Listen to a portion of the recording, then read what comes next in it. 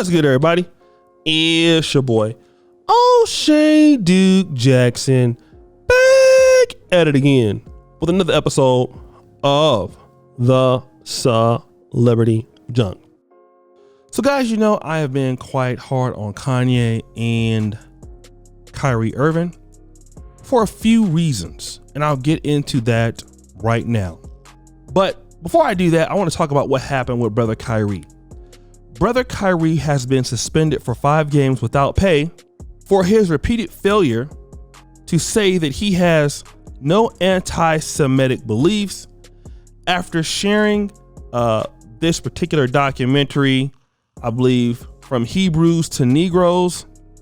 And of course, the European Jews felt like that documentary had information in it that was disparaging to them.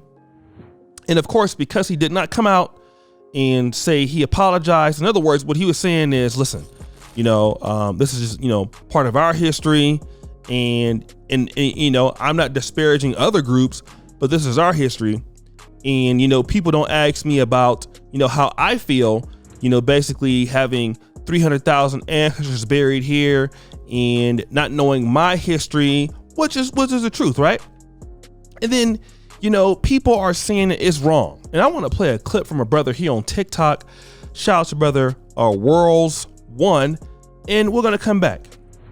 Okay, let me see if I understand this perfectly clear. So Kyrie Irving is forced into donating $500,000 to the ADL and is suspended 5 games without pay for simply posting a link about a book that he did not write and a movie that he did not produce. He is being labeled and crucified as an anti-Semitic person, mainly by the media that is owned by Jewish people. Yet Brett Favre walks away scot-free from stealing money that was not meant for him in one of the most poorest states in America. And he was caught red-handed on screenshot text messages of doing it. Yet there was no more coverage of that. And yet it's also funny how the media is not trying to cancel Jeff Bezos or Amazon for having that book on their public platform. If it is so anti-Semitic and harmful to the Jewish community, why don't you go after the man and tell him to take it down instead of Kyrie Irving? It's on this bullshit, right? So of course you have a lot of celebrities coming down hard on him, you know, just like they did Conway, Charles Barkley, Shaquille O'Neal. I come down on Kanye and Kyrie for another reason, and I'm going to tell you why that is now. And everything that Kyrie Irving is saying about, in his defense, he's not trying to put down Jews directly or anything. He's talking about his particular people, the blacks. So, and that's what he's saying. I don't disagree solely with that. Here's what I have a problem with.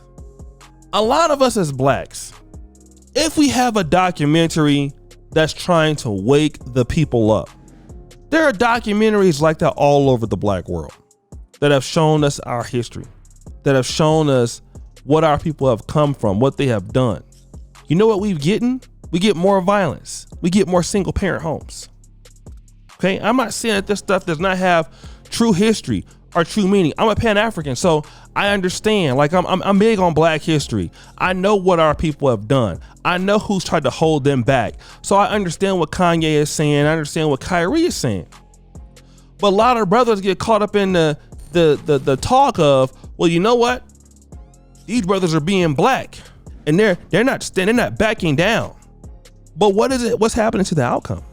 See, the thing about it is to be like the Jews or whites, you have to develop your people. Okay?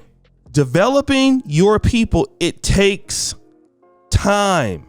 One documentary doesn't solve that. You work with your people on purpose to create the results that you want intentionally. It's easy to share a documentary. And in my honest opinion, Kyrie doesn't want to play basketball. You know, he doesn't. You know, Kyrie doesn't play half the season as it is. I think he has the Colin Kaepernick thing. Doesn't really want to play basketball anymore. My honest opinion. Because he knew what the outcome of this was going to be. But if you really care about black people, you have to politically educate them. Our people need resources. We need networks. We need people that come in and develop the community, right? We have to understand the benefit of working with our people as blacks. Even if you watch that documentary and understand who you are, you're gonna go out there and forget about it 2-3 minutes later because you don't have the value in who you are to work with your people. That takes mental discipline. It takes reprogramming. Why do I need to respect black men? Why do I need to respect black women? Why do I need to work with blacks? Oh, okay, because that's how other groups gain power over us. This is what Kanye West said on the Drink Champs video. I'm jealous of Jews because of their network, of their business, how they operate.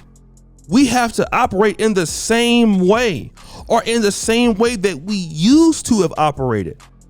Watching a documentary and then taking these stances that don't prove anything or don't push the race forward, it's just for show because our people are still suffering.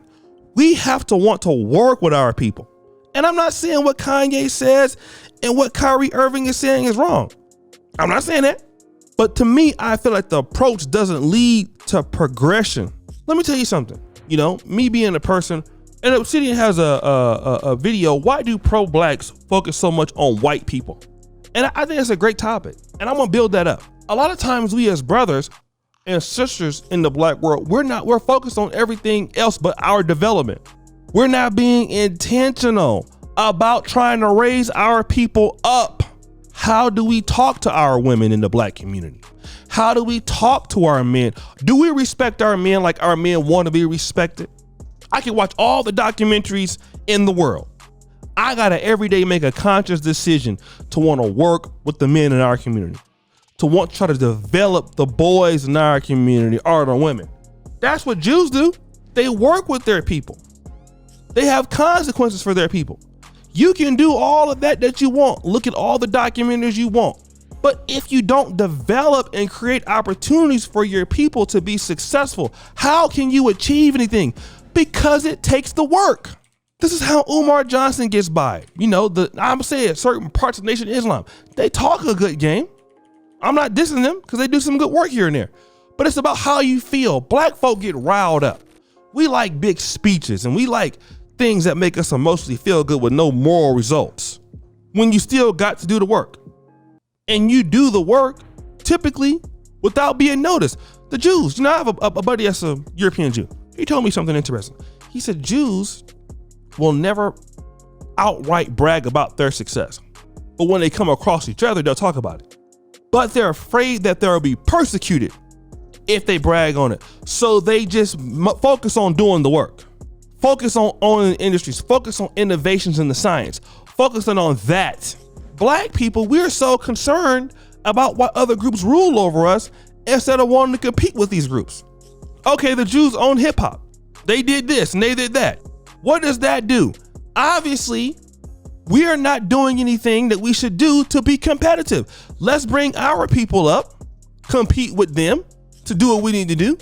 Let's bring our best people in to respect our community and we can catch up. It takes time, family. And sharing a documentary ain't gonna get you there. How many books have been written on this? In black, Carter G. Woodson, Amos Wilson, John Henrik Clark. And where are we at today? Nowhere. We worse because we don't understand what we're reading. You were supposed to read the book and go do something. You're supposed to come back and do something. We didn't do that. That's why we don't have nothing. But guys, what do you think? It's your boy, O'Shea Duke Jackson. Back at it again.